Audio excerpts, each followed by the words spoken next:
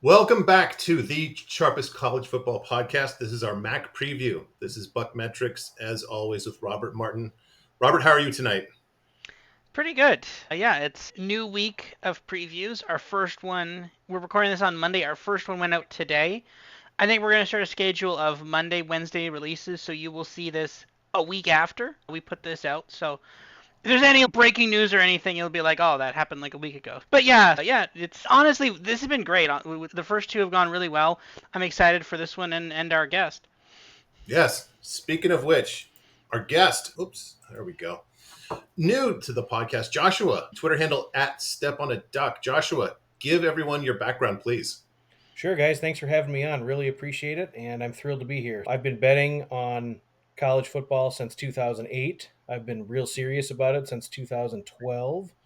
I'm well versed in everything college leagues. It's been a passion of mine since I was about 8 years old, and I really just cannot get enough of college football at the FBS and FCS level. And so take it very seriously. I spend a lot of time in the off season studying, preparing, getting all my notes shored up for the upcoming season while everyone else is busy with betting tennis and baseball and other things of that nature. I'm pretty focused on diving into college football about 250 days a year for sure. Oh my So, God.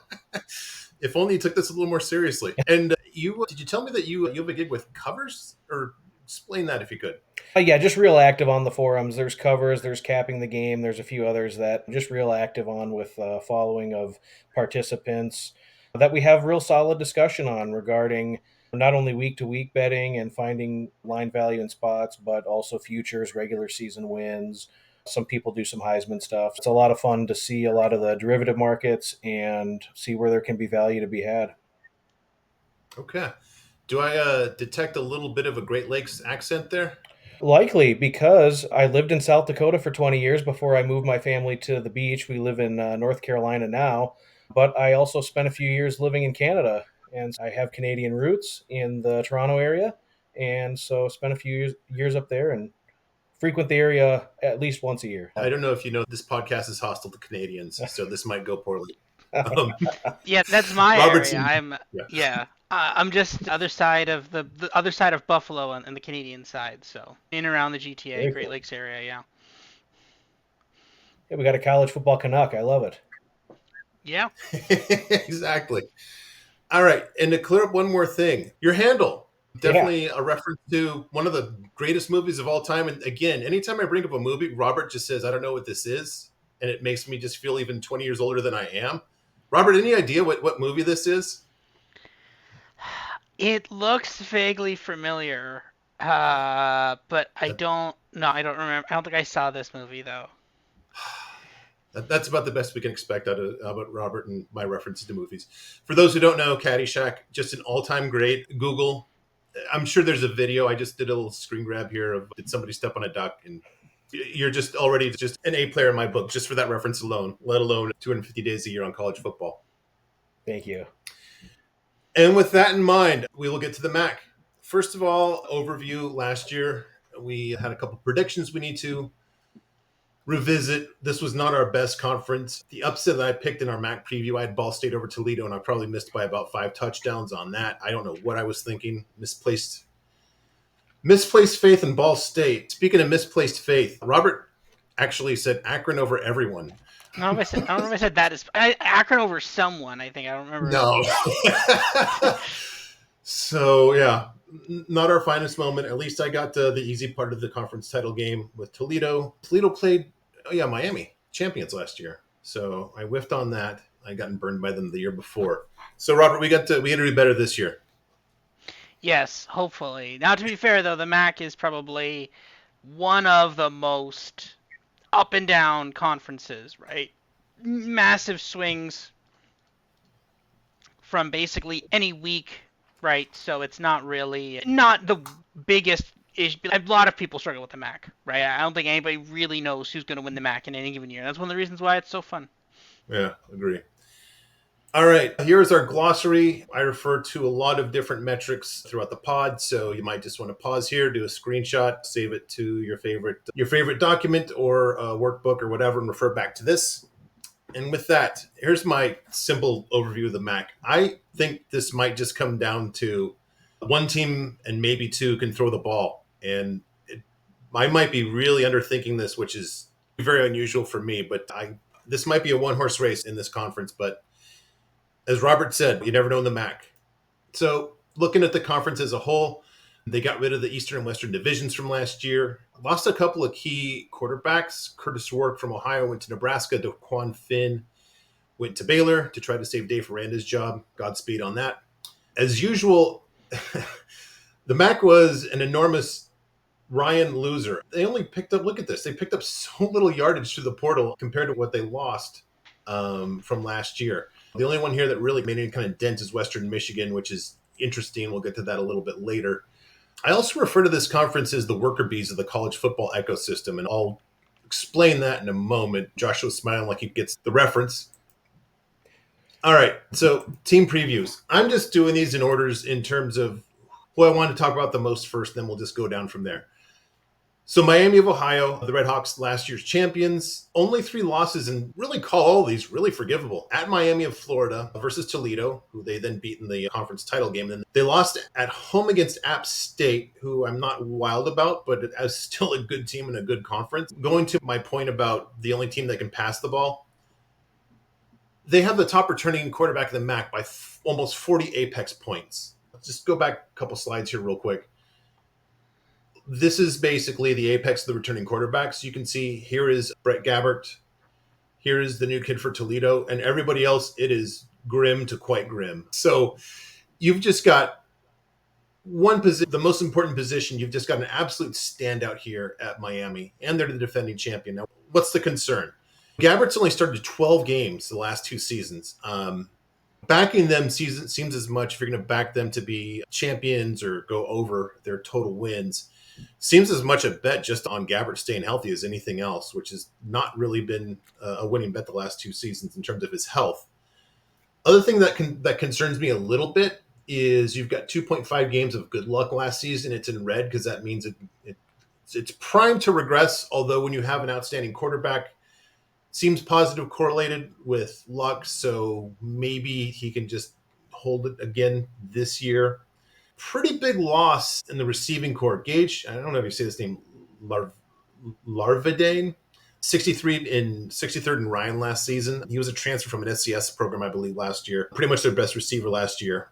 Their offense was only 4th in the MAC last season. Not a great running team. It was Gabbert, and then when Gabbert was hurt, you had Avion Smith at quarterback, which was like getting your teeth pulled without any kind of local or general anesthesia. That was just brutal. I think they could be a top 4 defense in the MAC this season. They were towards near the top last season. They return about enough where they should have the pieces in place. Chuck Martin seems to usually more often than not have good defenses. Season win total is 8, MAC champs plus 230. When we did our futures preview, I loved this bet. Then I remembered how I got burned on the Gabbert angle 2 years ago. So I like but don't love them as MAC champs. Joshua, what do you think about Miami? It's a great sum up of their 2023 season and kind of the go forward with Miami. I think the big question in the room is, can Gabbert stay healthy? Right, he can make all of the throws. He can put the ball in tight windows. He can throw his receivers open, but the health has been a question, and they don't have Avion Smith here this year to rely on and pack in the run game if he does go down. Lavarde is a huge a loss at wide receiver. They lose their running back Amos Smith, who goes to the P4 level, and a couple other things. They've got a lot of coming back on defense, and they've always had really solid defense. It's Chuck Martin style where he plays conservative offensively. They are really comfortable in low scoring 1 possession games, and they come out on top a lot in those games. And so I think that they feel really good about where they're at on defense. They did lose their stud linebacker coach, though, who went to be the DC over at Buffalo. So that's going to be a really interesting thing to see how the linebacking continuity plays on defense. I think Miami is head and shoulders the best team talent-wise in the MAC, and they've got the best quarterback in the MAC. But the MAC is a league where it's hard to repeat, and it doesn't happen very often where you have a team go back-to-back. I like the fact that their head coach really focuses in on MAC games. And so you have teams that will schedule a certain way in the non-conference and they'll put a lot of stock in that and then they run out of gas in conference play. That's not Miami. Miami is laser focused on winning MAC games. They have been over Chuck Martin's tenure, right? They're really a solid MAC team in MAC play, and so I think that you have a real focus on that with their team, and they're the conference favorite for a reason. And I think that they have a really solid chance to get back to Detroit, but they are also the shortest favorite. So Yeah, for a reason. Yeah, what's interesting before I throw it to Robert, hard to repeat in this conference. That's a great point. Even though a program like Toledo, and we'll get into that in a second, has some built in advantages in terms of resources, and even them, they're not able to do it there. So some people call it upwardly mobile, and some people just call it like the random number generator when it comes to who's going to win. Excuse me. Robert, what do you think about Miami? Yeah, again, and this is going to be a consistent theme throughout probably this entire episode. The MAC is extremely difficult to predict, right? You've got teams that you think are good and then they're bad, and then you've got teams that you think are bad, they're actually good, then you have teams that you think are going to be bad, Akron, and then they are actually just that bad. So there's things all over the place here in the MAC. Honestly, the point of focusing on solely winning MAC games is really important. And the interesting thing about that is you look at this Miami of Ohio schedule here, Northwestern, not a bad team. They're actually a pretty half decent team last year. Cincinnati, that's a Big 12 team. Notre Dame, we're expecting them to be pretty good. And then UMass, and I'm sure we'll talk about UMass at some point, not today probably, but they were a team that actually outperformed last year when they had their quarterback when he wasn't injured, right? So right then and there, that's your 8 wins.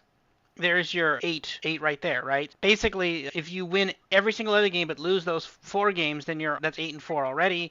Basically, you're not leaving any room for error, and you actually have already at Toledo, right? That under 8, maybe not necessarily a bad thing. Now that being said, that still does in no way eliminate Miami of Ohio here from the MAC championship game, right? They can go 7-1 in MAC play and definitely make the MAC championship. So it's a really interesting thing.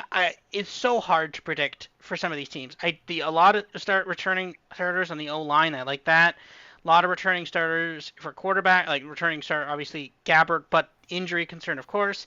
And defensive apex pretty good. They were a bit lucky last year, but I think this team should still be a competitive team in the MAC. I think I'd be surprised if they didn't make it to the MAC championship game, or at least very close to, at least being in the hunt for the MAC championship game. Yeah, and Joshua, you're a lot more focused on week one lines than I am, and it seems every year I'm looking at Miami to pull an upset against a team like Northwestern, just like that one lower rung Big Ten team that they play. Um, I've looked at Northwestern, and they're a tough read, I guess I'd say generously. I can't imagine that Northwestern. I couldn't back them giving more than 3 as a starting point. Not saying that's what the line is. Is Northwestern favored? Do you know? yep, three and a half. I've not looked. Boy, yeah, I nailed that in a bad way. Okay, that's Miami has a chance in that one. I don't like Northwestern's quarterback play. I'll just put that nicely. And they have a new OC. I guess that's the one game I'm most interested in. I don't know. They could probably have a chance against Cincinnati. Against Notre Dame, I have no interest in that game. That's just going to be that's not going to be competitive. I like that week one game. I think that'd be a good test. And just 3.5. It seems like they're always like in that 3.5 to 6 in that Big Ten game that they play early in the season. Yeah, They and always really lose they've it though. It seems like. disappointed. Sorry, go ahead. And really, Miami has disappointed early in the season. You look back to 2021, they got blown out by Cincinnati. You look back to Yep. 2022, and they were quasi competitive for a while with Kentucky before getting blown out. And then last year at Miami of Florida, and they were really competitive for about a quarter and a half, and they just could not move the football to save their life and end up losing by 5 touchdowns. So maybe Northwestern certainly isn't as good as any of those teams that I had just mentioned. And one other thing is, I bet a lot of those guys from Miami are itching to show a Big Ten team who probably didn't recruit them. A lot of those kids Mhm. are from that Chicago Midwest area, so it's going to be a thrill for them. Another interesting thing about Northwestern is they're remodeling their stadium. So this particular game is actually going to be played at Northwestern's practice facility. They're bringing in some temporary partitions and stands. And yeah, they're formulating a hodgepodge stadium, piecemealing a stadium together for where they're going to play their home games this season while Ryan Field is being renovated. And so I don't think Northwestern is going to have a tremendous home field edge. And so I actually have that as a game that Miami of Ohio can win. And then looking at Cincinnati, that's a huge rivalry for Miami of Ohio. That's a game that team circles every year in red ink that they want to win. It's a big emotional game that they finally got over the hump last year after having a decade long streak of bad games against Cincinnati. And Right. so, yeah, there's a lot of games Yeah. on the schedule that are meaningful in theory, but again, they focus on MAC play. There's one other spot in the schedule that I think could be tricky for Miami of Ohio. You've got the Northwestern game, and then they've got their rival Cincinnati, and then they go to the Cathedral. And how many times do these kids get a chance to play at Notre Dame Mhm. Stadium? There's going to be a lot of emotion there. Do they win? No, probably not. Do they cover whatever the line will be? I really don't know. And then they play UMass on homecoming, and then they open MAC play, huge MAC game at Toledo. That's going to set the tone for the season, right? Which team is number one? Which team's number two? And that's going to be a humongous game going forward in the season. And then after they do that, they've got this sneaky road trip up to the factory to play Eastern Michigan before playing another one of their lesser known rivals, Ohio. How much focus are they going to have against Eastern Michigan? And is that one where maybe they slip up? That's one I have circled. That's I'm using the same logic, but I call that the exhale game. Yep. And I think they might have that against UMass. Is so easy to overlook, and the guy we call the Sun God, as his name translates in his native language, Tyson Pomachan. Yes. When he's good, maybe he'll be the good Sun God. So yeah, that's interesting. And I don't know. I'm not high on Eastern Michigan, but that's the kind of game where Creighton just you know I don't know. Creighton's like the bad guy wrestler that does like all the cheating moves, and he could just pull every trick in the book, and just I could actually see that somehow just that's a kind of dumb game that they might just lose to. That would be the game where Gabby gets hurt. Not to jinx it, but okay. And one other thing We'll about move the on. conference, if you have Yes. any interest in looking at Miami of Ohio to win the MAC, maybe they lose that Northwestern game. Maybe Cincinnati's better than we think. Maybe they get blasted by Notre Dame, and you can look at the in-season derivatives, and maybe you get a plus 400 if they're sitting there at 1-3, and some of the other MAC teams might look better out of conference, and the perception on Miami changes. You might see a plus 350 or plus 400 get a little better price on Miami. That's a good call. That's a really good call. All right. So the other top team in the MAC, the Toledo Rockets, they had a really I didn't know they were like so close to being just having an outstanding record. Lost by 2 points at Illinois, 9 points to Miami in the MAC title game, and then just 1 point to Wyoming in Craig Bull's last game as a head coach. Top offense in the MAC last season, 14th in all of F. They lose to Quan Finn, which is interesting because I was pretty bearish on him the whole time, but and I'm still not really sold on his arm. Good for a MAC quarterback. We'll see how that works in the Big 12, but he did a lot with his feet to bail them out. They were just dominant in Ryan last season within the MAC, had the most by over 400 yards. Looking at this season, their offensive line is just cleaned out in terms of returning starters. This is as tough as it gets, and it'd be easy to rebuild at a MAC program when you lose that many guys on the offensive line. That's tough. Probably a top four defense this season as well. They were good. They usually have better defenses than last season, but they have a really high improvement metric right here. High number of returning starts, which means that a lot of guys returning who are getting really their first time as starters last season, which is weirdly good. I don't like an offensive coach like Jason Candle, whose team excels at defense, but he's made this stupid, I don't know if I call it fraudulent formula work, but it works for him. I don't know how his defensive coordinator just doesn't get his own job. Maybe he's got some other issues that keep him from getting a head job, but the Toledo defensive coordinator seems to just do really well. Season total wins 8.5. It seems like every team's getting played on the under too. MAC champs plus 280. I think there's probably a bit of history and brand in that number. I've got questions about the new quarterback and the gaps in the offensive line. If I'm looking at the schedule, Massachusetts is getting back into the max swing of things as they were a few years ago, more than a few years ago. I don't know if I'm really going to play this. There's other teams to play in terms of totals. 280 seems short in terms of conference champs. What do you think, Robert? Yeah, it's the thing. The biggest thing is again when you look at some of these teams, quarterback play is like fundamentally the most important thing, straight up, right? And obviously losing a good quarterback, well, not even just arguably, probably the best quarterback in the entire MAC, that's gonna hurt, right? That's 100% gonna hurt. Game plan completely thrown out, right? That's a huge loss for any school, any program, right? So that alone is a massive problem. Then on top of that, you are then losing the entire offensive line. That's arguably an even bigger problem too. Yeah, 280. That's too short for me. I need a lot higher than that to play that. All right, Joshua, what do you think? I think you're paying for the brand in that price. I think Toledo, year in and year out, Toledo has arguably the best talent in the MAC, and they have consistency at the coordinator positions, and they're always at the top of the MAC. But I think this year is going to be different when you have DeQuan Finn gone, Penny Boone, their awesome running back, gone. All five on the offensive line are gone. And so it's going to take time to figure out how the new pieces all fit together to get the wheels and the cog turning. They like Tucker Gleason. They have relied on him in the past when DeQuan Finn has gone out of games due to injury or whatever else, and Gleason has stepped in and he's played well.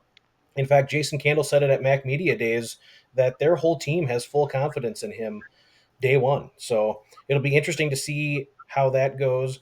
But in the day and age of the transfer portal, and you have conferences like the MAC where their outstanding performers are getting poached all the time. And so they have to develop talent and they have to hit the portal and try to bring people in. And I think Toledo's done that on the offensive line. So they may not have as big of a hot water to cold water shock as you may think with five new offensive linemen. And they're going to have two games to figure it out, right? They're going to have Duquesne, they're going to have UMass, both at home in games that they should win. And so they might start to get comfortable before they really hit the meat and potatoes of their schedule. But I do think that we should not understate those offensive losses, and they lose some guys on defense as well. So it's going to be a situation where I would say last year's Toledo team is probably 8 points better than this year's team. And so what you have is you have top tier MAC talent coming down to the pack, which makes the league even more wide open.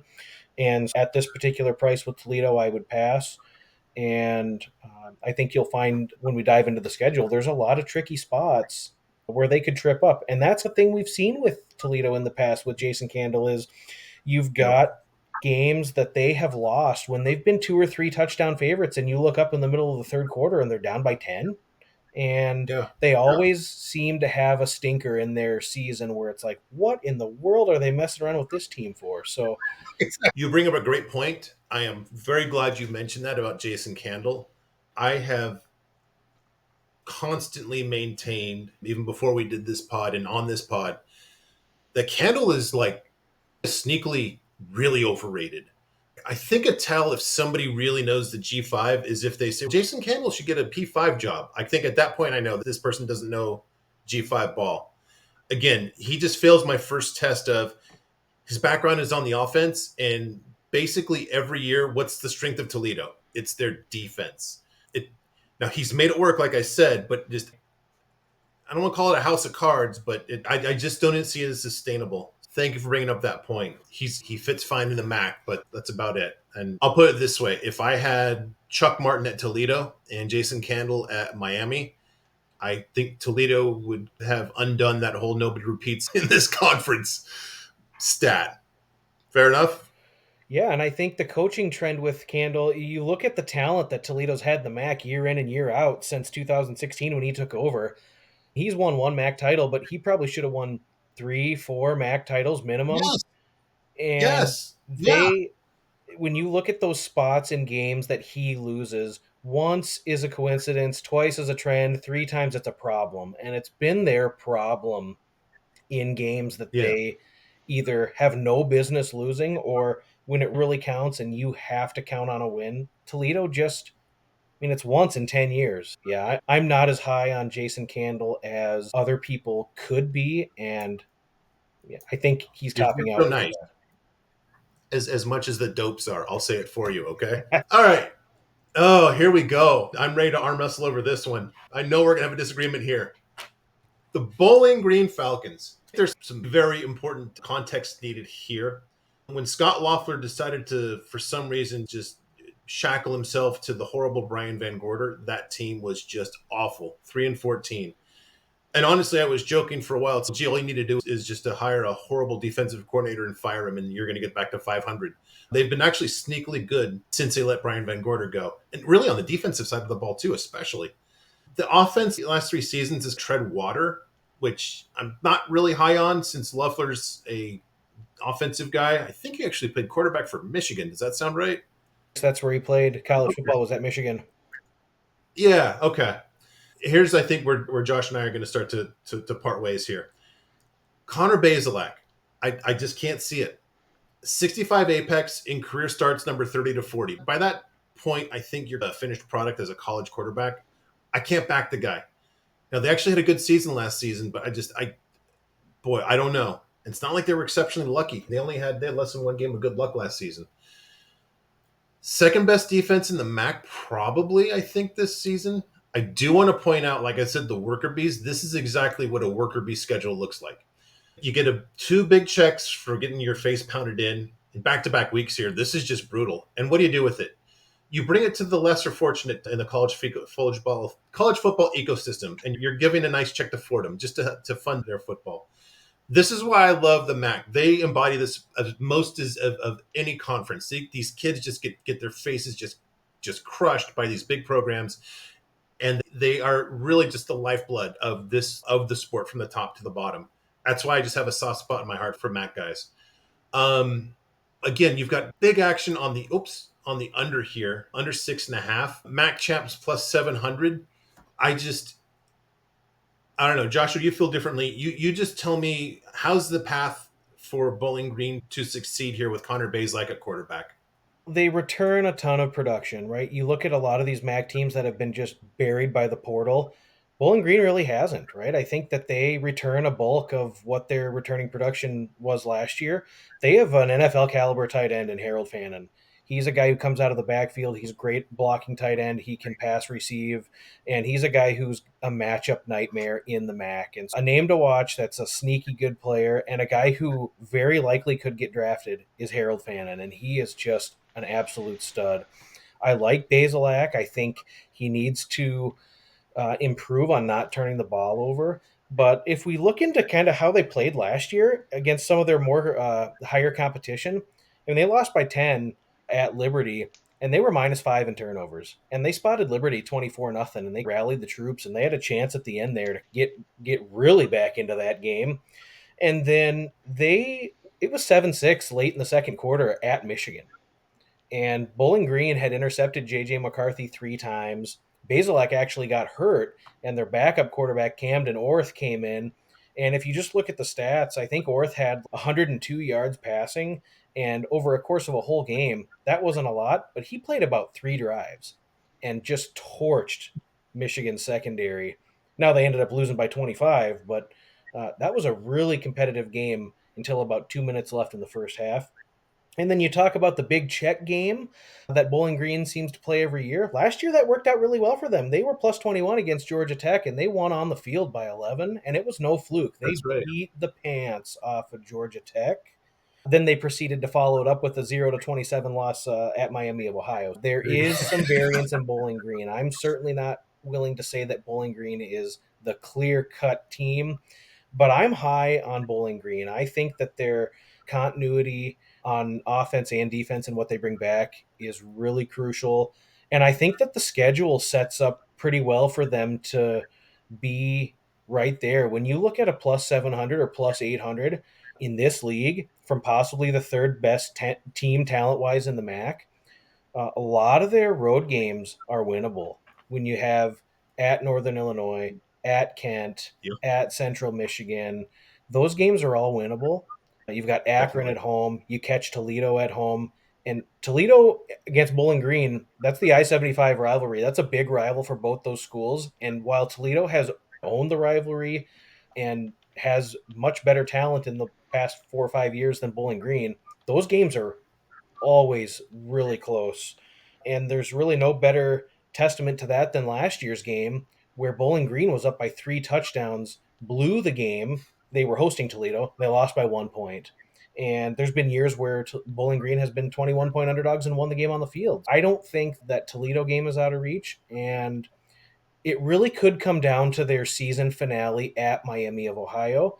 And if both teams are playing for a potential spot in the MAC title game, I would prefer to have a plus 700 or plus 800 ticket in pocket Yeah. and then have it come down to that. So I personally do feel comfortable. I've actually put money over the counter across at plus 800 and plus 700 with Bowling Green. And I feel really good about a wide open league and Bowling Green getting to Detroit. I like that. Let me ask you this then.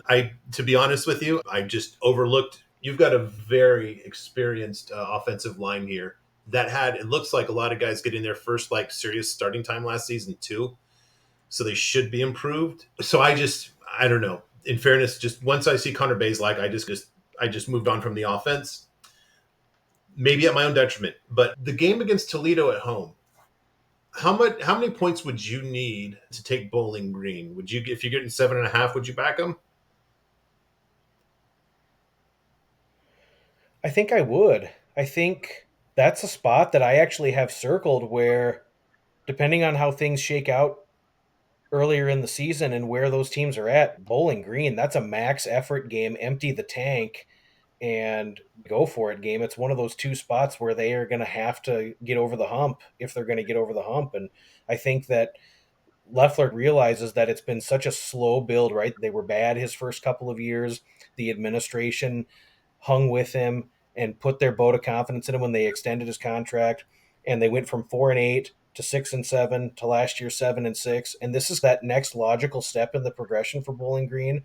Now, is it going to happen on the field? I don't know, but it's not out of the realm of possibility to think maybe with what Toledo has lost and what Bowling Green brings back, that game, which is a big swing game, and it's at home for Bowling Green, should they be 7.5 point underdogs? I don't know. I think I would take 7.5 there with Bowling Green and feel really good about having that ticket in pocket. Interesting. All right, Robert, you being the mean guy and tell him that he's got misplaced faith in Connor Bay's. No, Bowling Green last year was decidedly okay for large stretches of the season.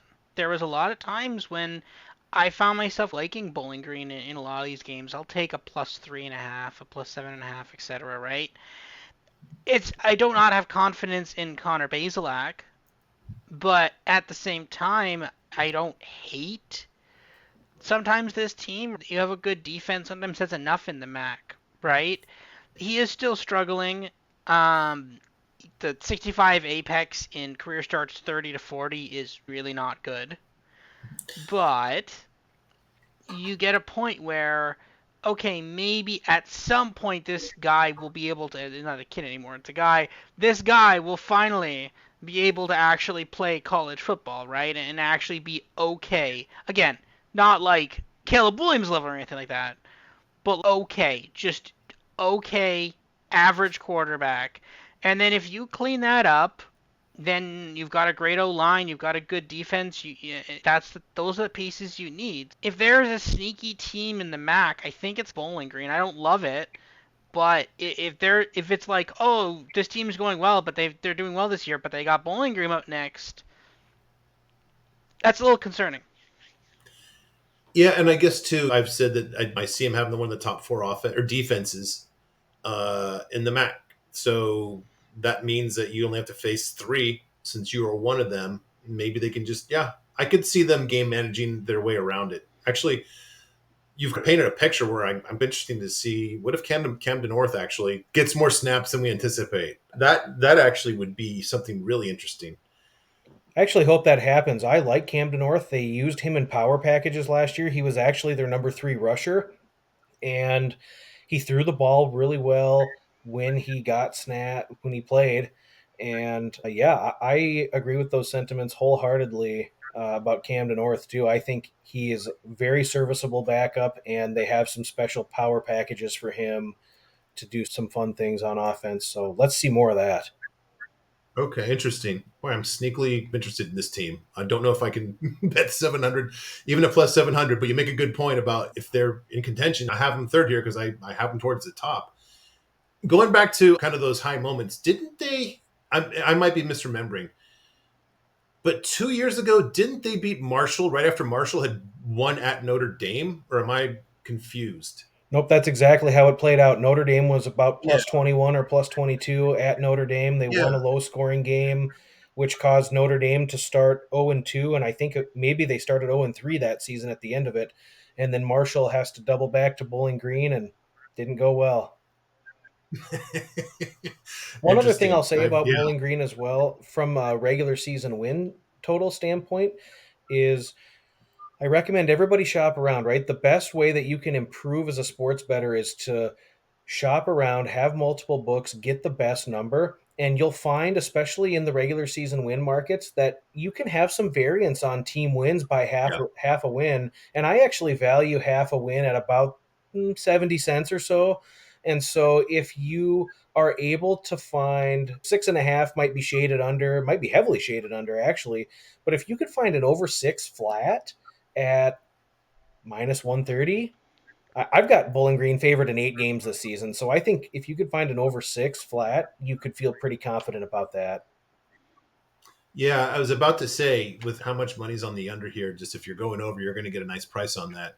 I think there's probably a tendency just to see Penn State and Texas A&M to start with, and just say, "Give me the under," and not even do the math on anything else. All right, let me. All right, next team.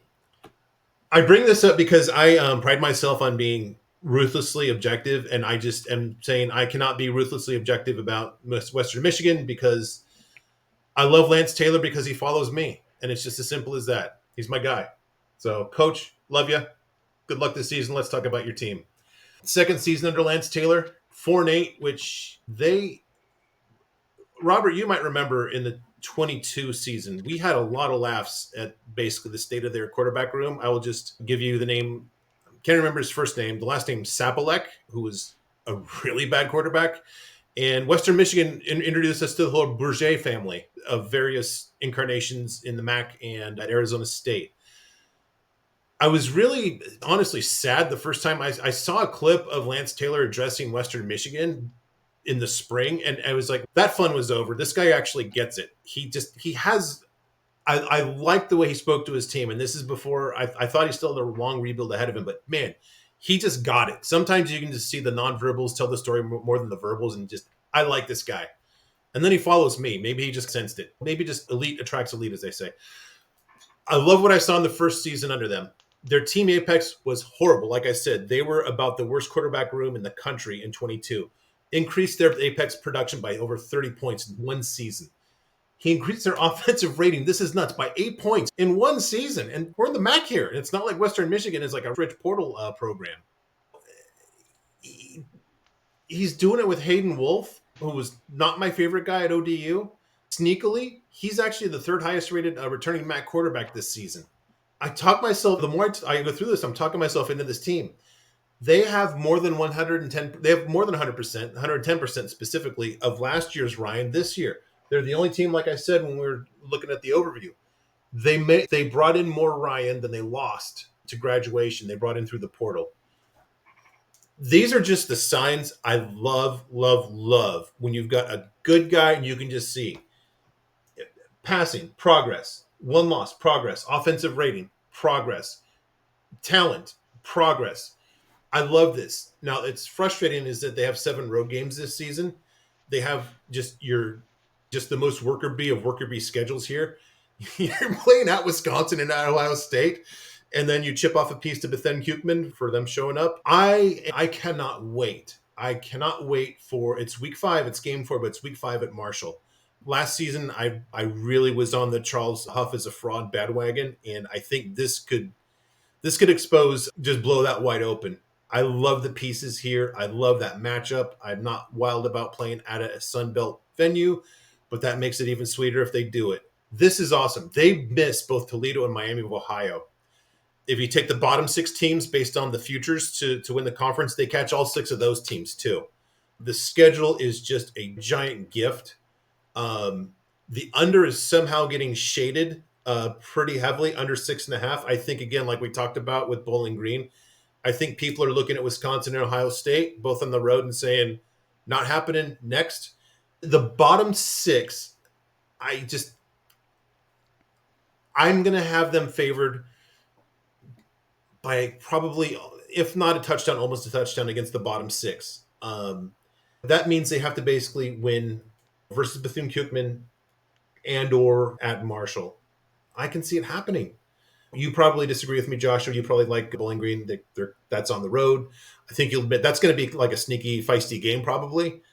I'm not going to back them as MAC champs, although 800 seems like pretty good value in a league with a lot of questions. Maybe this is my analog to your Bowling Green bet, but I'm gonna run the numbers and look long and hard on over 6.5. I love the pieces coalescing here. What do you think, Joshua? Last year, Western Michigan had two returning starters and a first year head coach, and that situation was unbearably daunting for them. And you could see it in the way that they played at Syracuse, at Iowa, at Toledo. They were just blasted in those three games, and their confidence was down. They had a bye week, and then they really competed at Mississippi State in a game that was. I was going to say that game, they looked like they knew what they were doing. It was like Mhm. this team is not like disorganized or scared. They knew what they were doing. They thought they could win that game. They really did. Sorry to cut you off, but that was a great game. Really a watershed moment in their season, I believe. And then they competed well. They didn't win against Miami of Ohio, but that was a very competitive game into the fourth quarter. They lost by 3 points against Ohio. They beat Eastern and Central. And I think one of the things that is understated in the Mid American Conference is Eastern, Western, and Central. They care about the Michigan MAC championship tremendously. And so they really rallied their season around, yeah, they didn't go to a bowl game, but you know what? They won the Michigan MAC, and that is something that matters to those schools. And that really carried a lot of momentum for them into this season. And depending on the metrics that you're using or the publications that you may read, it's them and Bowling Green for returning production and who's the most experienced. But Western Michigan is the most experienced team in the MAC. They have 17 returning starters. It's now year two with Lance Taylor, and all you need to do is turn on the Mac Media Days tape that was filmed a couple days ago and listen to him speak about his guys and the belief that they have in the culture and what they're doing day in and day out. And I was fired up sitting on my couch. I was ready to roll. So it's like this guy, Lance Taylor, I believe that he's getting buy in from his group. I think with what they have returning, there will be a staunch contrast in what we saw last year, especially early in the season, to what we'll see with this Western Michigan team. And this is a team that, and I don't say this about a lot of teams, but this is a team that I firmly believe if they catch a few breaks, they could be right there.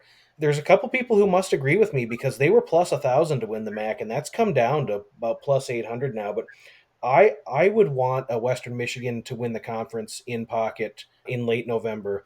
When I look at the schedule, yeah, they're at Wisconsin and at Ohio State. Be interesting to see what the numbers are on those. I think they're about plus 24 and a half at Wisconsin. And yeah, what will Wisconsin be this year in the Big Ten? I'm not sure. I wouldn't take Western Michigan to give them a game and certainly not lose by 4 touchdowns.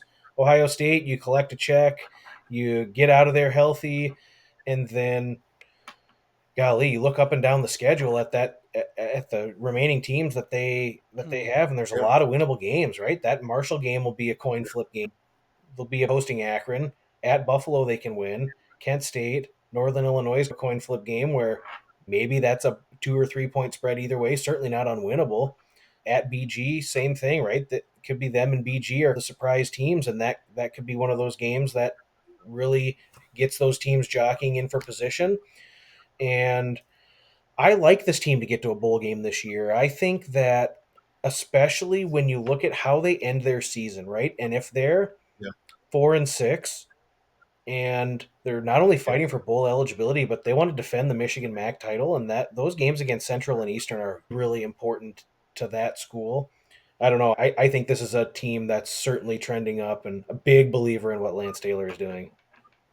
Yeah, likewise. And I just one other thing you mentioned, and I think it's in a different spot. Like I said around about Bowling Green's offensive line, you're seeing on the defense here with Western Michigan, a lot of guys returning, and that was their first year getting experience.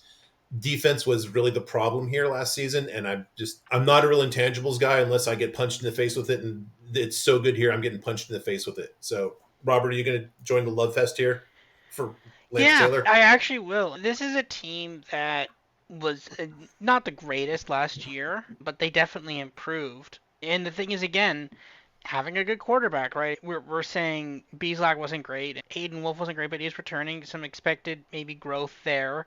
I really do that they brought more Ryan in. That's actually a huge thing, especially for a MAC team. To be It able doesn't. to No. gain, yeah, to be able to net gain from the portal, that's actually nuts, right?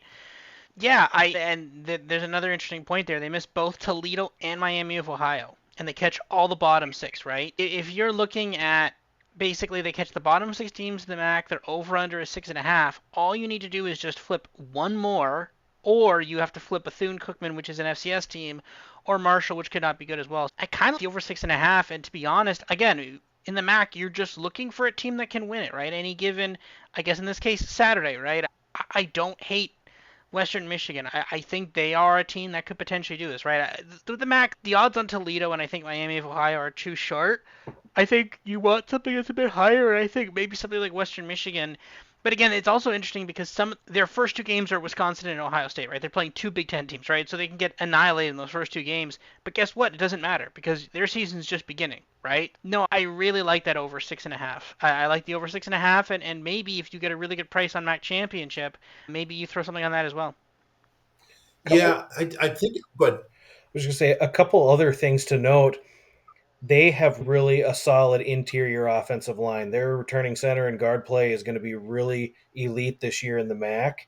And I just came across today, Jaden Nixon, who was the backup running back at Oklahoma State this year, entered the portal and he just committed to Western Michigan. So they're going to have him in, which is going to be a big addition to the running back room. They've got some P4 transfers at receiver, and they may have the best defensive line in the MAC. And when you can cause havoc and you can get teams in third and long in the MAC, you give yourself such a better chance to win. And one of those guys on defense is Popeye Williams, who played at Louisville, just transferred to Western Michigan. So he's going to be in the rotation on the D line. And they're going to be really solid in the trenches. Again, with the transfer portal and teams getting poached and decimated with people coming and going, to have continuity in the trenches is going to be what separates these teams, I believe. especially I'm just looking up Jaden Nixon, 50 carries for Oklahoma State. So it's not like he's a when you get a guy from a Power Five program that actually has seen the field in this conference, that's enormous. Yeah. Wow. Sorry, my mind is racing here. I'm making mental notes to definitely do the numbers on here and go for the over. If Sorry, one other point about the defensive line. When you are in a league that struggles so much at quarterback here, that's almost an unfair advantage. It's a weak analog to when you have a classic Miami great defensive line against an average quarterback, where it's just you make it impossible for the other team. If you're just like okay, good, but if you're facing a bunch of bad quarterbacks, I think that defensive rating, just with just the experience coming back too, they top half probably at least of the conference then, and that's all they would really need with all the other pieces they've got. All right, Lance Taylor, we love you. Thank you for following me once again. can I make one last Oh, quick please. note on Yeah. Western? One interesting thing about any sort of FBS teams that play FCS teams is looking at how coaches can prepare for and plan for and then execute game plans in those games. Some teams just care about getting the win. They don't care about the blowout. They don't really care about the circumstances. If you go back to the last four times that Western Michigan has played an FCS foe, they blasted Monmouth in 2019 and covered. They blasted Illinois State 28-0 in 2021. They beat New Hampshire as 15-point favorites, 44-7. And last year against St. Francis of PA, they covered a 14-point spread, 135-17. They they don't take it as a bye week, and they really maximize their snaps against FCS competition. So when you see, as long as they stay healthy against Wisconsin and Ohio State, if you get me a number in Western Michigan minus 30, minus 31, minus 32, I'm going to absolutely take and back Western Michigan in their home opener against Bethune-Cookman, and that will be a bludgeoning. Some of us don't have books that give FCS lines, but you know what? That makes total sense. I like that. Good looking out on that. All right, not quite the same optimism for Northern Illinois. Somehow, Rocky Lombardi is no longer in our college football lives. I think that I don't know if he played for Mark D'Antonio, but I'm sure he was recruited by him. Dude played forever. My gosh. His backup this is interesting. His backup played at Arkansas Pine Bluff for 2 seasons. He only had a 99 apex against FCS, which even for the MAC is concerning. And here's what really concerns me. In 2 seasons, he only threw 136 passes. I don't know if Tom Hammock just really loved the brief film that he saw, or Northern Illinois just was really like any port in a storm situation at quarterback, but this seems a stretch to me. Maybe the distant cousin to our guy. Who's that guy? Musket at Virginia. Might be the Tony Musket of the MAC here we're looking at with wheels. Their run game is typically good at Northern Illinois under Hammock. He's a former running back for them. That's like the one thing they've been consistent at. Their defense was a mixed bag. Good pass defense, poor run defense, but another defense that actually should be very improved this season. I'm noting here week 2 at Notre Dame. That is no number is big enough game for me too. It's Notre Dame's going to name their own score. I like / do not like, whatever you want to characterize it. This resume against a really good Notre Dame defense is going to end very badly for Northern Illinois, especially when they're run heavy and they're not going to run against Notre Dame.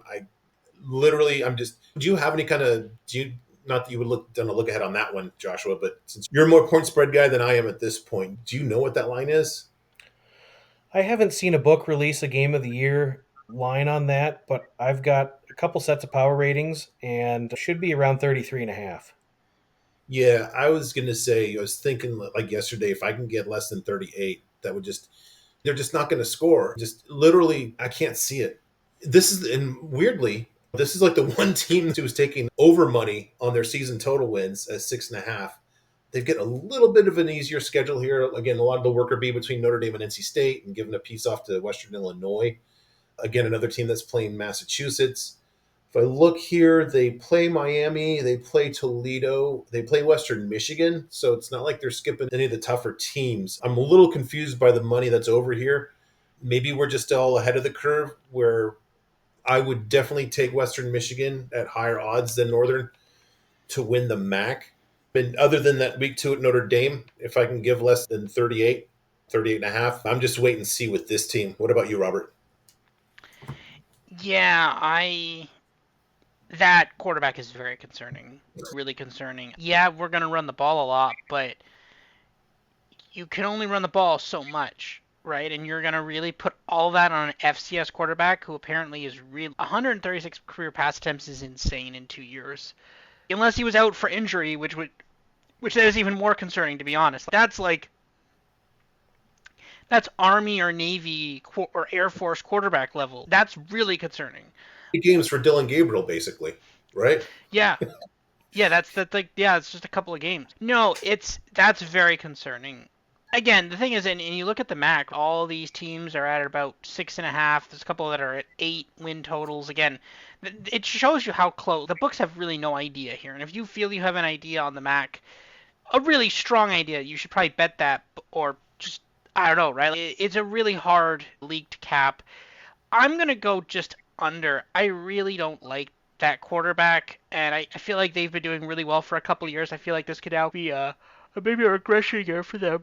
But that's my take on it. Again, it's really hard to handicap some of these teams to figure out if they're good or not. But when you see some alarming numbers like that's concerning. Yeah, Joshua, as I'm looking through here, Am I a little hard pressed to find win number 7 here? Are you too? Yeah, and I think there's a couple of interesting things, and it's the core of the coaching and the character of the coaching, but Northern Illinois is so Jekyll and Hyde. And if you look at the last couple of seasons, 0-6 and 20 in the COVID season, they bounced back in 2021, they're 9-5. And you think they might take another step into elite status, and then bam, they're 3-9. They have a terrible season in 2022. Last year they rebounded slightly to 7-6. They won their bowl game against Arkansas State. Actually beat Boston College on the road to open the season. They were 10-point underdogs and they won on the road. And then they very next week they lose to an FCS, a decent FCS in Southern Illinois, but you got an FBS MAC team hosting Southern Illinois after beating Boston College. Would have expected to win that, and it's up and down all season. And so I think Rocky Lombardi was what he was. He was a 6-year quarterback. He had Big Ten experience. He played okay, not a lot of wow.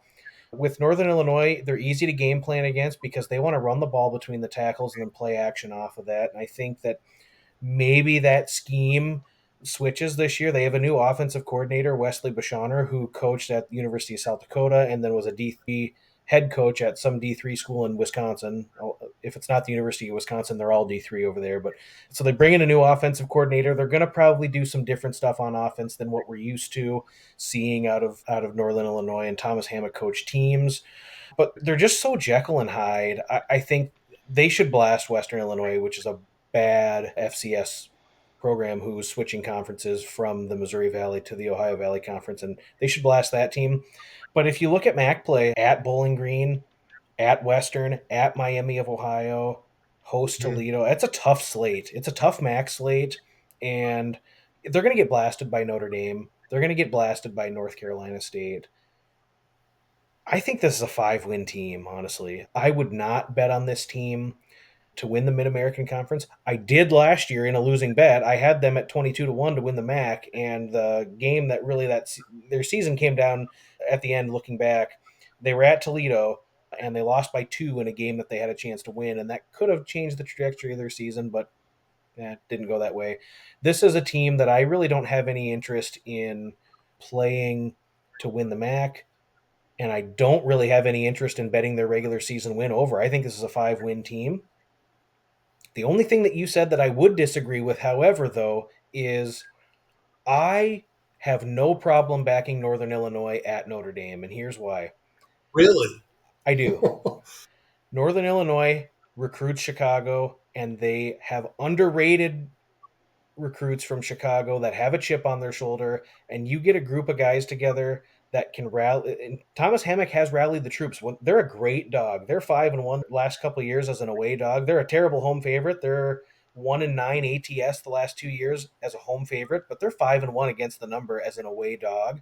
And you've got all these kids from Chicago who grew up, probably were Notre Dame fans, and everyone watches Notre Dame on NBC, and they get a chance to go to the Cathedral. And the reason why I like Northern Illinois in week 2 is look at the spot. Notre Dame will just have come off at A&M, and the very next week they are at Purdue, and it's a little known Notre Dame rivalry, but Notre Dame and Purdue are rivals. They've got a trophy, the Shillelagh, that they play for, and that's a huge spot, sleeper spot, and a big sandwich spot for Notre Dame.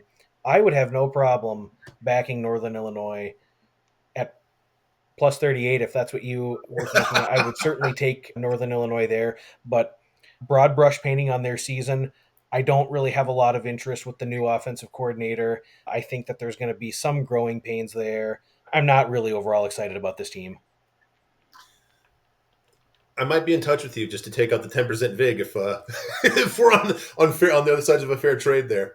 Okay, yeah, there's so much weird hold on the season wins and the MAC champs thing that who knows what that under is, but if the over's at -25, you're at least going to get plus 105, I'm guessing, even with how much they leave you on these season win bets, which there's a lot worse bets out there than that. And the plus 700 for the MAC champs, I just feels like dead money in the pool to me, which I like. Yep, drawing dead is a good way to say that. Yep. Ohio, this head coach Tim Albin got a slow start on his first season, but last 2 seasons he's turned it around. 20-7 the last 2 seasons. Curtis Rourke has moved on to Indiana. They pick up Parker Navarro from UCF. A little bit of a concern here in that there's a correlation between good quarterback play and luck. And so they were lucky and they lose one of the better quarterbacks in the conference last season. So worried that that luck will depart with him too. Don't know much about Parker Navarro. They got absolutely decimated through graduation and the portal. I don't know, but they have almost no returning receiving at all. Offensive line is light in experience. They had the best defense in the MAC last season. They returned some pieces, so they probably are going to be good. Maybe a little bit of regression. The week one game at Syracuse is interesting in that you've got some rebuild here and you've got a complete rebuild at Syracuse. I don't think it's a bettable situation, but that's going to be. I guess I just want to look that game just to see who knows what they're doing better, if that makes sense. Since you've got a restart versus a restart, they play Miami and Toledo both on the road. That is a tough draw. It seems like the books just put most of the league at 6.5 on the season win totals and said, you guys figure it out. I think the money's been even since I don't have it shaded one side here. Mac Champs at plus 1,000. They've good run the last 2 seasons. I think they take a step back. How far? I don't know, but just with the losses at receiver and O-line, I think it's a significant step back, but I don't have a strong enough opinion to bet on the season wins. What about you, Joshua? This is a team that I did bet their regular season win total, and I think Ohio is going to take a step back this season. And really, the same sentiments that you had said. They lose a ton of production on offense. Curtis Rourke gone to Indiana. Running back is Bangora went to Minnesota. Top six pass catchers gone. You had Wiggless who graduated. You have a couple other guys that hit the portal. Their starting tight end, Kazmarek, he transferred to Ohio State and he shined in their spring game. He's going to get snaps at Wow. Ohio State. So you're going to have a MAC guy who transfers into Ohio State and he's going to see significant snaps this year for Ohio State. That's a big loss in Yeah. talent for a MAC school. The offensive line is gone. It was decimated by graduation, like you had said, and then post spring, their right tackle leaves, and so there's going to be some problems in on the offensive line, and they're weaker overall in the front seven. Now, when we go back to last year's Ohio team, they were number 4 in total D and FBS and number 6 in scoring D, and they hung their hat on exceptional defense. Now, a lot of those guys are gone, so it's going to be an interesting rebuild on the defensive side of the ball. And I don't like the schedule for this team. They play 4 teams coming off of their bye, and so when you look at them getting into MAC play, they're at Central Michigan. Central Michigan is off a bye week. At Kent State, probably going to win that game, but Kent is off a bye. Eastern Michigan off a bye. At Toledo's off a bye. So you're giving MAC competition extra time to prepare for Ohio, and I think they lose too much firepower on both sides of the ball to expect them to match last year's 10 win season. They won 10 games in back to back seasons for the first time ever. But this is a team that still has not won a MAC championship since 1968. So that's what they are fighting to do. But they're really up against it this year. I like Tim Albin. I think he's done great things at Ohio. But I just think that it's a tall order at Syracuse, at Kentucky, really not winnable games. You've got all this offensive discombobulation and you have to go to the Carrier Dome, which is one of the loudest places to play, and try and figure it out, and you can't hear and there's very little communication. It's going to be, I believe, a disaster for Ohio in week one. South Alabama coming in. South Alabama, just look at their put on their bowl tape.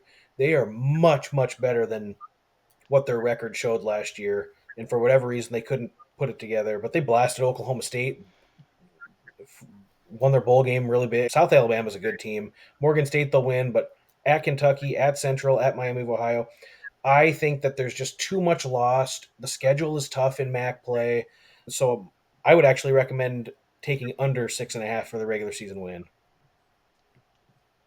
I don't see 7 wins. Yeah, I can see that.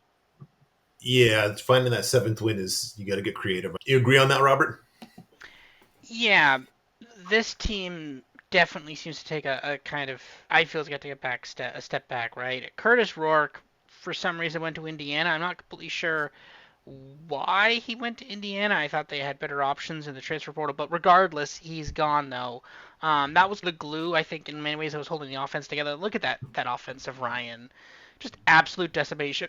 75, right? Is that just one guy? I kind of think that's just one guy, right? That's a problem when you're rebuilding your entire offense. The offensive line mostly intact, but if you're rebuilding an entire passing offense, that's concerning. Defense survives, but again, that's a lot to replace on offense, right? And again, this team was just okay, right? Like we're not talking Ohio, one of the best teams in the MAC. They were just simply okay last year. Although had high expectations, they underperformed those relatively high expectations, right? So I this is something that I think this could start going south really fast, right? This could be a team that is something like a maybe a 3, 4, or 5 win team. That's what I see this as, and maybe five might be pushing it a little bit. I could see this I could see this going down pretty fast, right? I don't. Parker Navarro is, I'm assuming, a backup at UCF. I don't remember. Just Sorry. yeah, he just started one game there from what I saw. Okay, so that's not great. Yeah, no, I'm a bit, I'm pretty low on this team. I don't think they're gonna have, they don't, I don't think they're gonna have much positive this year, but maybe. There's always a surprise in the MAC, right? You never know. And I think of better spots for a surprise than this one. All right, next. The best coach that nobody knows about, except for those who know about him, then they think he's awesome. Chris Creighton, 52-68 at Michigan, if Eastern Michigan. If you don't think that's important or impressive, before that, in the 6 seasons before that, Eastern was 15-57, and it was just literally an impossible place to win at all. I'm struggling here because I love Chris Creighton. Reason I got this T-shirt, they were fantastic in the 2019, I think it was, season. They had a really rough offense last season. Not a great defense, rough quarterback play. New quarterback, we'll get to him in a second. And yet they were 2 games lucky. And when numbers in red, you're just looking for, there's almost always regression. The new quarterback, this is where I hold my head. Cole Snyder. It's almost like Chris Creighton is trying to conduct some experiment about how much can he get out of like the least possibly productive quarterback that he can. It just, I'm not wild about Mr. Snyder landing here. He was on the bum list for big chunks of last season. I'm pretty bearish on this team. My check-in with them is Kent State in Week 5. I don't like their chances at UMass. No way against Washington or Jacksonville State. I'm guessing they beat St. Francis. I don't know about FCS. Kent State is a really rough team, and if my thinking is that if they have a close one against Kent State, they could really be in for a rough season, even more than even I think right now. Having said that, here's again one of those teams that's getting played to the over -135. Now it's a low number at 4.5, but I can't. Hard to reconcile the number that's 4.5 with this. Yeah, I don't know. I have no interest in the Mac Champs number at 30-1 either. Maybe the 4.5 is fair. I'm just not going to get into it. I don't know if I'm objective about Cole Snyder. He's just been so bad. Maybe he was in a horrible situation at Buffalo. Joshua, you probably know more about that than me. Do you see it working with Cole Snyder and Chris Creighton? I think it'll be an experiment. I think, first of all, year 11 already for Chris Creighton, and he's done wonders for this program. They had one bowl game appearance before he got there, and now he's led them to 6 bowls. The problem is, you could argue that last season's EMU team was his second worst team since he's gotten there, and they somehow find a way to scratch across a couple wins and get to a bowl game. And they did lose some talent. Snyder, I think the book is still out on if it's going to work for him. He's a journeyman. He's been to a couple places and he's performed okay. Buffalo had another quarterback that left and went somewhere else, Kyle Van Treese, and it worked out pretty well at Georgia Southern. So maybe there's lightning in a bottle here with Cole Snyder. Um, so I think it could be okay for him. I think they lose a lot. They lose their top receiver, Canoe. They lose Samson Evans, who was there, do it everything back. They lose a couple pieces on defense, but they have a couple guys coming in as well. I like Eastern Michigan, and I like to bet on Eastern Michigan in certain spots week to week because you know what you're going to get. You're going to get a coach that is conservative. They're going to hang their hat on getting stops inside the 20 and holding you to 3 points. They have exceptional special teams. They're always solid, and they're always in close games. And if you're going to play Eastern week to week, play him as a dog and fade him as a fade and as a favorite, Mm. and you'll come out okay. Regarding the schedule specifically this season, week one is going to set the tone. And you may laugh at me, but their opener at UMass is an exceptional G4 game. And that's going to tell us a lot about both of those teams and where they're at. If EMU struggles with UMass or gets blown out by UMass, it's going to be a real bad season. But I think that game will set the tone for what could be an okay year. I don't know necessarily that they're going to get back to a bowl game, although I wouldn't bet against Chris Creighton to not get to a bowl game. He does more with less than Yeah, anybody in the country. yeah, that's Uh, the thing. It's they're just some guys. It's taken an underseason win total on Jerry Kill, where it's like, what am I doing here? There's a bunch of dopes out there that I can fade rather than for a sure. good coach. I think that kind of captures it. And yeah, you don't need to convince us. The Don Brown slash Sun God Tyson Pumachan combo can be very unkind at home against an Eastern Michigan team that's got Cole Snyder at quarterback. Robert, what do you think about the Eagles? Yeah, there's a couple of thoughts. First, I feel like Massachusetts is eligible for the MAC championship at this rate. They play like every other MAC team. Like they might have a better MAC quote unquote conference record than some of the other teams, than the eventual MAC conference winner. And second, I gotta call out here. You said Cole Snyder's a journeyman quarterback, which is funny because that term is generally used in like the NFL, which is like associated for a first or second round draft pick who was good but not great, and they bounce around teams. Not There's no such thing as a Mac journeyman quarterback. That's just so far down the list there. But no, that is what he is though. Basically, it's crazy thinking of a Mac journeyman quarterback. But no, yeah, that Week 5 game at Kent State could be the issue. Again, the first thing you look at is O line and quarterback. Cole Snyder was really bad last year. He was on the quote unquote bum list many times. That's what it's called, but it just signifies generally bad quarterback play. That's a big problem. Ryan, again, another huge loss. Not as bad as others. You got something back, but not a good number there. Defense doesn't seem to have particularly improved. Again, we talked, Chris Creighton, really good. Okay, but 52 and 68. So, okay, there are limits to miracles here. This is something where I'm okay. You know what? Maybe we can. This could be a team where if you get them at here they are like 14 and a half point dogs against a bad MAC team. You're like, okay, I know what I'm playing this week. But this is season win total. I don't like that. Don't like conference championship. This is a team that I'll play in some spots. For example, maybe against Akron, maybe at Ohio, at Buffalo, right? There's your Cole Snyder revenge game there. There's maybe a couple spots. Maybe you play Eastern Michigan if they're massive dogs, but or even smaller dogs, depending. But that's the way I see this team this year. Yeah, wholeheartedly How did I agree. miss the Cole Snyder revenge game? Sorry, go ahead, Joshua. I was going to say, wholeheartedly agree. I think that passing on the regular season win total, I guess, gun to my head, if I had to play the game, or play the regular season win total, I would lean over. But no interest in the conference future, and really not a lot of confidence in the regular season win total as well. But I think, just like you said, pick your spots with them as an underdog. And I highlighted it when we talked about Miami. When Miami is at Northwestern, then they play their rival Cincinnati, then they're at Notre Dame, and then they have homecoming against UMass, and then they're at Toledo, and then their sixth game of the season is that sneaky trip up to the factory in Ypsilanti. I think that could be a great spot to play Eastern Michigan at home, catching 14 against Red Hot Miami of Ohio, who's the preseason favorite to win the MAC.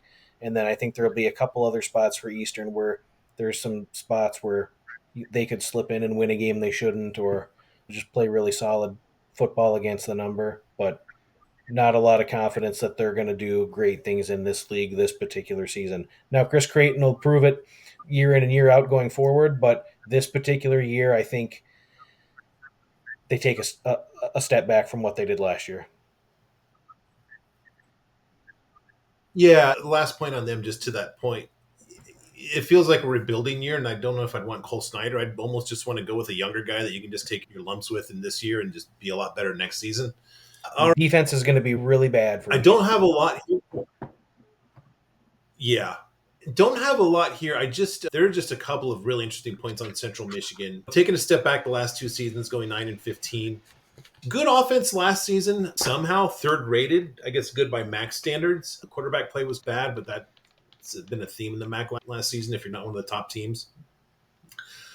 New quarterback from that vaunted quarterback factory known as Iowa. That'll work out great. I wanted to just highlight more than anything else this, as I've said several times already, this was a bad and is a pretty bad passing conference. Last season, they had a defensive apex of 131, and that's bad. But then I just said, how good were the teams that they faced last season? So the average apex of their opponents was 72. Basically, what they did was they took an average FBS quarterback last season and made everyone look at him look literally like Caleb Williams. That 60-point delta is just enormous. So having that in mind, the game that really intrigues me here is week 5 against San Diego State. Sean Lewis, obviously very familiar with the MAC. Sean Lewis, I guess, unless you're Deion Sanders, I think everybody else knows that Sean Lewis is freaking brilliant at offense. You got your typical MAC Mountain West talent delta there. I don't know what that line will be, but that might be one where if I'm given less than double digits, I might go with the Aztecs unless they look like absolute garbage in their first 4 weeks. Just I don't really have a play here on the season win totals. I'm definitely not playing for MAC champs. That looks really short at 14-1. I just wanted to illustrate that they could be sneaky bad with such a horrible pass defense. It just defies logic how you can just give up those kind of numbers in this league. Just looking at week 5 against San Diego State, and that's it. Otherwise, I'm just going to look for a lot of points against them. You feeling the same way about them, Joshua? Yeah, in fact, it's so funny. It's almost as though you read my notes before I came on. I had circled the pass defense was atrocious. They didn't just make FBS quarterbacks look good.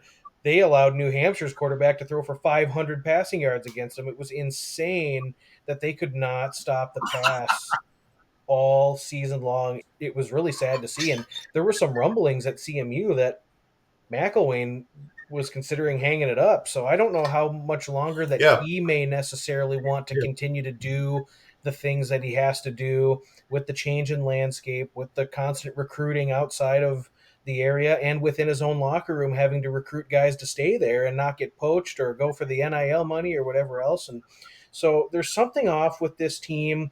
You could see, and there was a sense that this team was on the come up with they beat Washington State in the bowl in the Sun Bowl a couple of years ago, and they were 9-4, and they were a really strong MAC team a couple seasons ago, and then 4-8 and 22, and then 5-7 last year, and they just can't seem to put it together. Offensively, they struggled with explosiveness in their downfield passing. They've got an electric player in Bert Emanuel Jr., who they use as a hybrid wildcat quarterback, and he can run the ball really well. He's okay as a passer, but they had no downfield pass explosiveness. And so they struggled when they couldn't defend the pass and they were giving up 35, 38, 34, 32 points, and their offense just couldn't pass themselves, and their pass defense I don't believe has gotten any better. And so I would look for CMU to be behind the 8 ball in game all year, where they're down by 14 or 17 and they're trying to get back into these games, and if they can't get stops on defense, it's just not going to work.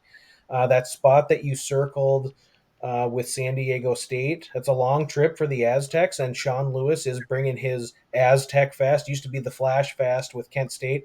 They're going to play lightning fast football. uh, Maybe there's a side play on that game. Just take the over. Give me an over 64, 65, and watch that baby sail over in the third quarter and Yeah. not even have to sweat it. I don't have a play on the regular season win total, but an interesting game to circle is at FIU in the second week of the season. There was a game last year that FIU had a quarterback pass for 4 yards. I believe you gentlemen alluded to it in the Conference USA preview, but if Oh yeah. FIU can't pass on this CMU defense, then that's going to say a lot about FIU this season and them going forward. But I'll Yep. be real interested to see how they compete in the Florida heat and the humidity. Could affect their depth. And outside of Central Connecticut State, is there a sure win on the schedule? Are they going to beat Eastern Michigan? Are they going to beat Ball State? Yeah. They're not going to beat Illinois. I don't see a lot of positives. I think that they're such a Jekyll and Hyde team, and I have it here. They're a true wild card. I would believe that their cap this season is 5 wins, so I would maybe lean under, but no play on either of these for me. Weird, yeah, weird. I don't get the market on this one too. Another one that's getting the over the play. Just look at they missed Kent State and they missed Akron, like by far the two worst teams in the conference. I don't know. I, I'm not getting it on what the market's seen in the MAC. Now, I McElwain did say at kind media of days that this is the best offensive line he's had in 3 years. So if there is offensive line continuity and they can just run the ball, which they have done okay at, then maybe something to be excited about. But I'll have to see it before I put my hard earned money on yeah, I agree. And before I throw it to Robert, I'll do credit to the gentleman. His name is Grayson James, never to be forgotten. it. That's the all-time the Grayson James game. That's all we have to say. Robert, you got to be excited about a quarterback from Iowa here. Yes.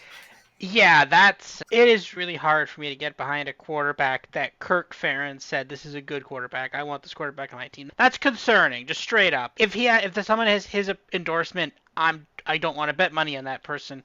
Yeah, the thing is, these win totals are so weird, right? They're all shaded to the over. I guess they're just banking on people betting MAC teams that they think are good. So that's why they're all shaded to the over because or they're just basically saying every MAC game is a coin flip and then if you you probabilistic that out, you get like 5. Like it's basically Toledo and Miami of Ohio at 8 and everybody else at 5-6. So maybe the probability is like every game with like these some teams have a 0.43, 0.43, 0.55, maybe you get to 5.5 that way, but that's not how math actually. Okay, I guess technically it is how math works, but that's not really how math works though, because in a case like this, it's going to be like one of them is going to have 8 wins, and then two of them are going to have 2 wins. That's the problem, right? So that's actually how the math works. It's not everybody gets 6 wins. It's two teams have 8 wins, and then two teams have 2 wins, right? So if that's the way the math is supposed to work, I think this team is probably closer to the 2 wins. Again, there is something off about this team. This team is definitely taken a step back in recent years. You talk about having to recruit not just new guys, but his own guys.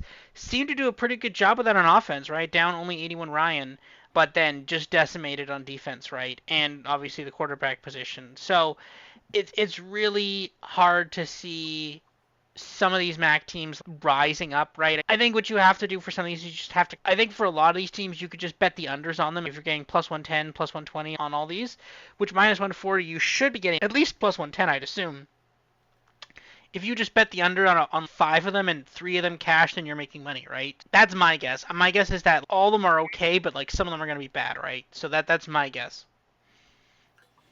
Especially when you're getting like some of these, man, some of these you're getting plus money on just what seems like the right side to me too. But again, easy to say now, but just when you see those goofy games in November in front of like 5,000 fans, anything can happen. You're saying, well, what was I thinking here? It was August and it was warm, and now it's nobody can do anything here because it's 30 degrees outside at 9 p.m. in Ypsilanti. I think you're giving them too much credit. I've seen CMU games on Tuesday nights where there's 500 people in the seats.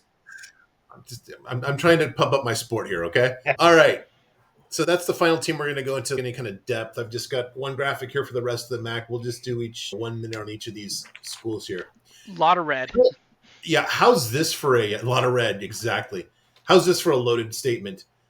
Ball State could have the worst quarterback play in this conference this season. 27 Apex. I don't even know the guy's name, but I think I better learn it because we'll be seeing it towards the end of part 2 of every week in terms of that list that Robert mentioned. I've got really nothing on Ball State other than they had a good defense last season, but they got cleaned out. Anything from either of you two on these guys on Ball State? I did extensive. I've got extensive notes on Ball State here. They were decimated on defense. They actually had a really decent MAC defense last year. All those guys are gone. They Yeah. returned one starter on defense. There's a lot of production gone on defense for Ball State, and the schedule is not overly favorable at Miami, at James Madison, at Vanderbilt in the non-conference. I have a strong position Oh on my Ball God. State regular season win total under 4.5. And this may be Mike New's last year. You look at the Mike New tenure, and they won the MAC championship in the COVID year in 2020 when they went 7-1. That's looking more and more like an outlier. That's not necessarily what Yeah. he has brought to the table year in and year out. Yep. And I've got Ball State as a dog in 9 or 10 games this season, and I don't believe they're going to be able to hang their hat on a bend but don't break defense that did a really good job of getting stops last year, getting off the field and limiting scoring chances for teams. I just don't see it this year with Ball State, and again, strong position from me on under 4.5. Before we move on, that Ball State team was the luckiest team by my metrics that season. I knew they were going to regress, and boy, they did. New got got a lot of mileage out of that. Buffalo's a tough read for me. Pete Lembo takes over from Mo Linguist. Mo Linguist actually really improved the defense there, which makes sense. Defensive guy. Now he's the assistant DC, and I think he's the cornerbacks coach at Alabama. Just tough read on week one or on year one. Again, starting over at quarterback here. So that's just a wait and see for me. Anything from you two on Buffalo? So one interesting thing about the MAC at large is they only have one coaching change in the MAC amongst their teams this season, and it's actually a familiar MAC name. Pete Lembo is back in the MAC after being a position coach at South Carolina for some time, and he talked ad nauseum about it during MAC Media Days about how he was able to coach with a beamer, and he's still a big believer in special teams, and he really hangs his hat on Oh, that's right. trying to control that third of the game and plays starters on special teams, which isn't overly common in the MAC.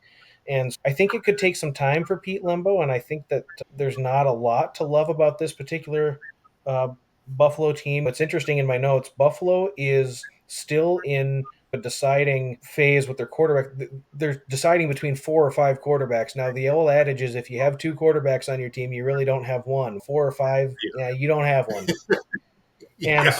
I don't love what they bring back this year in the skill room on offense. They do have 4 offensive linemen who return, so they could be a little better in the trenches and hold up a little better in the trenches. I think there will be some spots this year to play Buffalo, but it's going to be maybe a rebuilding season for them. One spot for Buffalo that I will say is November 12th. They host Ball State, and if you don't think Pete Lembo wants to win that one, red Right. ink. Yeah. They've got that one circled in red ink. So I would look for probably a pick 'em type of game, and I'll probably be on the Bulls that particular evening. A lot else for me on Buffalo at this point. Boy, that could be just the worst quarterback matchup in this league, which is a mouthful. Robert, our guy DJ Irons, no longer at Akron. I don't know if it's now or never for Joe Moorhead, but if he doesn't do it this season, he might be on the hot seat. Now, the thing is, he gets a handful of five transfers, including Ben Finley, who's been at Cal and NC State. It seems, I don't know how he got these guys, and maybe just, I don't know. They see that he's put guys in the league when he was in OC. He's a good. I think he was underrated at Mississippi State. Don't know what to expect. This is just a guess at this point with them. It's a tough read. Either you guys have a read on this team? I'll go quickly here first. So yeah, every year we think, oh, yeah, Akron might be good this year, right? And then, or at least improved, and they aren't. And you're like, oh, okay, they've got something, and they have a quarterback at least somewhat high caliber, but that offensive line, it's pretty cleaned out there. Defensive power, not great as well. And then obviously on offensive, Ryan, you're only basically you brought no new Ryan in, and you lost quite a lot of it, right? You're down to 206. That's probably 1 to 2 guys, maybe, right? Yeah, it's not great. But we keep saying they are one of the worst teams in the MAC. Maybe they're better. I don't know. It's hard to say, but I don't see a lot of positives to this team this year. I really want to love Akron.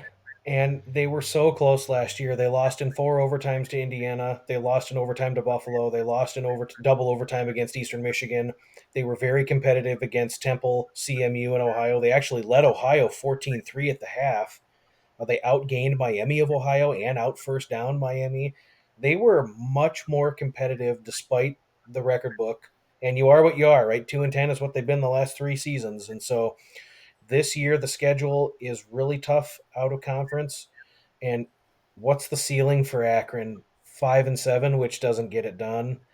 It's just they're so far behind in recruiting and how much the administration invests in football, which you have to do 365 days a year at the FBS level.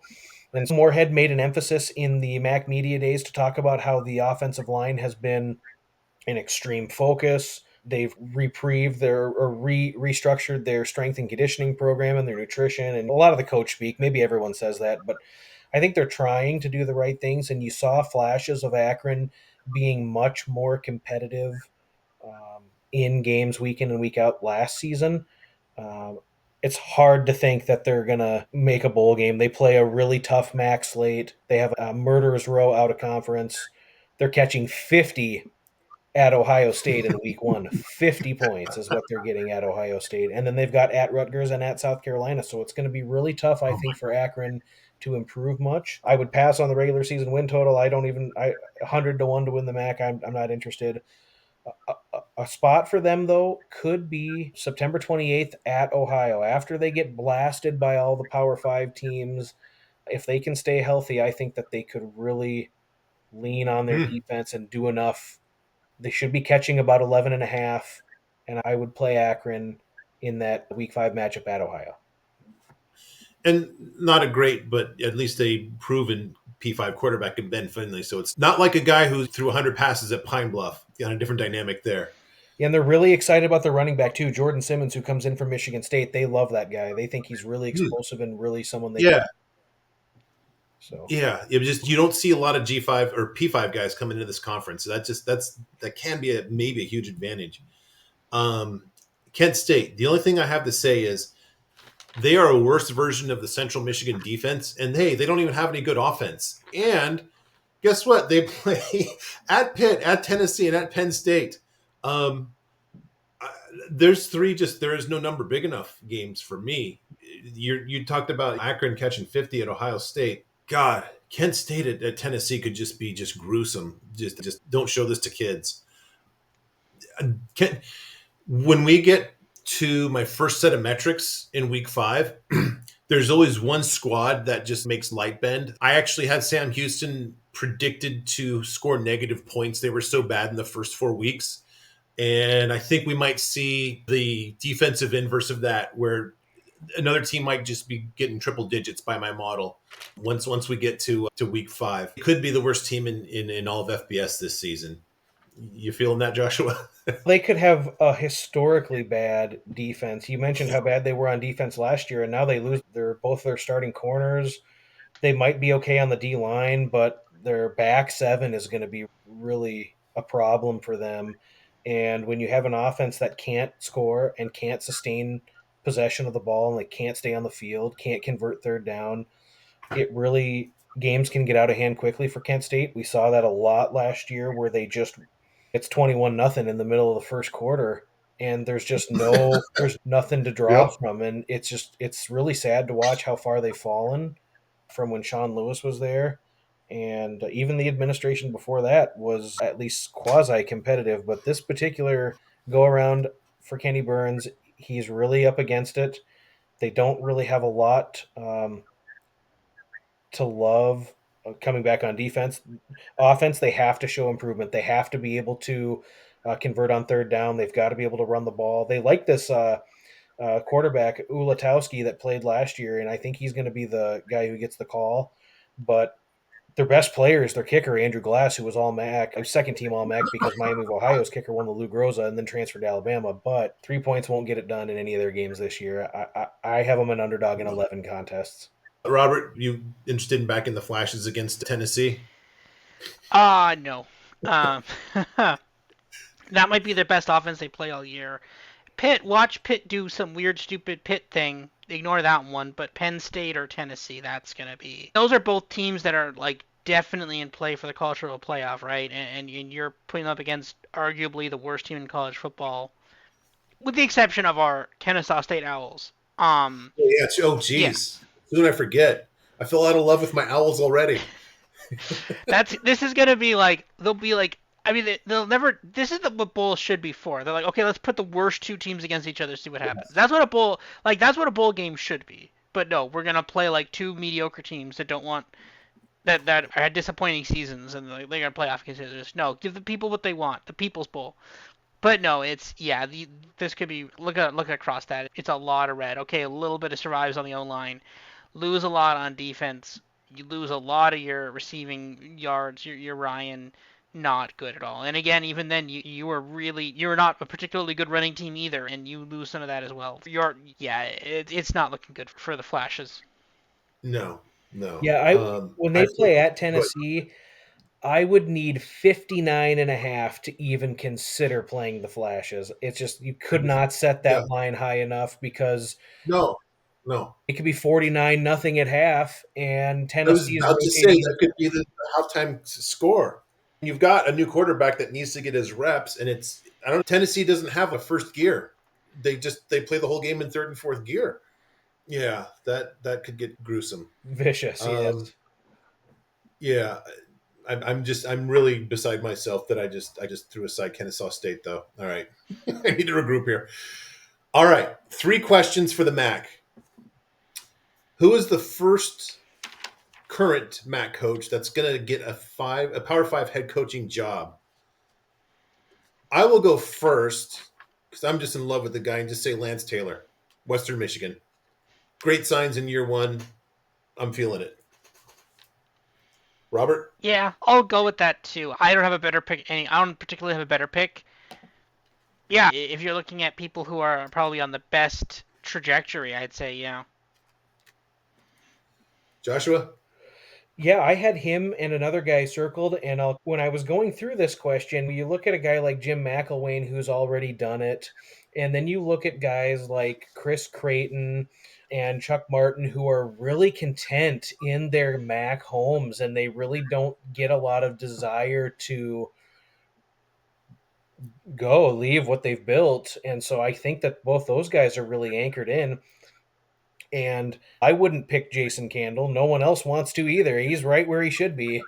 As we discussed Exactly. earlier, um, again, if Ohio were to go 11-1 and do something magical, I could see a guy like Tim Albin maybe, but Lance Taylor's the guy I had circled. High energy guy, a young guy, a guy who's a player's coach and really gets the new culture.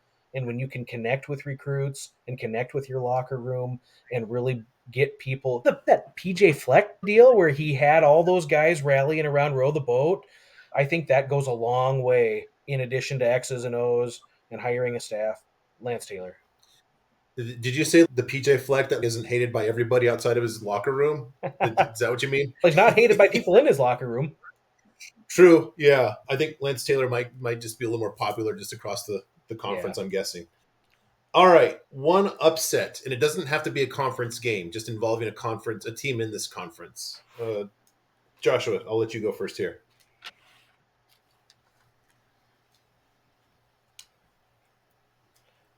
So I'll go out on a limb with if you just want one, Yep. then I'm going to say And say as many as you like, but just you got one pick just for sure tracking for against the season. But against the yeah, lay them season. all out. Yep. I will say that Akron will beat Ohio on September 28th. Wow. I was actually just about to say that one. I was like, oh, I want Akron over someone. I'm like, who are they gonna? I'm like Akron over. But yeah, I'll have to do a different one now. Okay. What are the other upsets that you had that who else is on the list? Also receiving votes, as they say in the AP Top 25. Yes. Miami of Ohio at Eastern Michigan on October 12th. If that You line is mentioned that. 14 or more, I'll absolutely be on the Eagles, and I would not be surprised if, with all the other stuff that Miami has going on with their schedule leading up to that, if that's one of those games that they mistakenly try to exhale and then they're at the factory and maybe Eastern Michigan throws a couple punches early. And then October 26th, I do believe that Bowling Green will go to the Glass Bowl and beat Toledo. Wow. Hmm. I like it. Okay. Did you think of another one here, Robert? I am consulting it. I'm gonna go with. Oh, okay, yeah. I'm gonna go with Akron over Northern Illinois. That should be an upset. Yeah, no doubt. All right, I'm just going to continue my theme here. And I mentioned this one. I'm going with Western over Marshall at Marshall. I like it. I actually have that You, spot circled for Western as a play on. There we go. Nice. yeah. All right, which two teams will meet in the MAC title game? Robert, I'll let you go first on this one. All right, we're wiping the slate clean here. Western Michigan versus Bowling Green. Oh, okay. My pocketbook would be very happy in that scenario. I'm going Miami of Ohio and Western. And Joshua, you wrap up the pod with. So I've got one of two scenarios. For tracking purposes, we'll go Miami of Ohio against Bowling Green, and Bowling Yep. Green is Team 3A. Team 3B is Western Michigan. So my alternative pick would be Miami against Western Michigan. But for tracking purposes, we Wow. can say Miami, Ohio against Bowling Green. All righty. Cool. That was fun. That was a lot more. That was a lot more. I want to say. I didn't think I'd get as much out of this as I did. This looked like a tough one coming in, but this is some really good stuff. I've actually got some good ideas for plays here. And with that, Joshua, thank you so much. You were awesome. Very sharp guy. We will definitely get you on again. This was fun. Looking forward to Any it. last words? Any podcast to plug or anything like that? I apologize. I should have led with that. I'd plug your podcast. I was extremely impressed when I stumbled upon your content. You guys clearly know what you're doing, diving into the analytics. I love the technical approach that you take to capping. I love the fact that you are cautious in the early season, gathering your data points and really formulating your model before you dive in with your investments. And it just proves, and it's a testament to the fact that you believe in your plan, and it's very impressive to see. So I really look forward to more collaboration with you guys and following what you guys are doing all season. I'm extremely impressed with it, and I can't wait for to see how that plays through this season after week 4. Well, thank you. And I would just like to point out, Robert, there's no better guest than one that is smart, sharp, well spoken, and when given the chance to plug anything, tells us how smart we are. That's as good as it gets. And that'll do it for our Mac preview. Thank you all. We will see you within a couple days with our, what are we doing? ACC preview. That's the next one. Robert? Yes. ACC's Okay. next. Yep. All right. Thank you, everyone. Yep. See ya.